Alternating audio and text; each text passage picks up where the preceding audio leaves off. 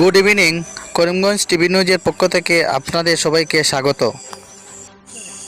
আসাম আগরতলা জাতীয় সড়কের উপরে একটি ভয়াবহ দুর্ঘটনা হয়। একটি ডাম্পার গাড়ি এবং 12 চাকার বডি গাড়ির দুটো মুখোমুখি হওয়ার কারণে এই দুর্ঘটনাটি ঘটে এবং এই দুর্ঘটনাটি ঘটে শনিচরা হসপিটালের সামনে।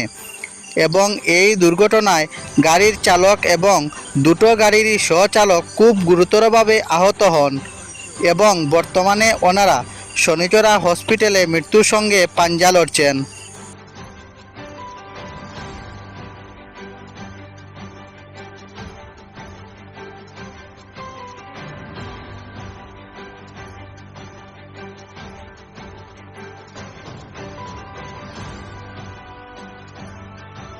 আজ সবার মঙ্গলের জন্য নিলামবাজার যাওয়ার পথে বেড়াজালে মা বিপদনাশিনীর পূজা করা হয় এবং এই পুজোটি খুব সুন্দরভাবে অনুষ্ঠিত হয়।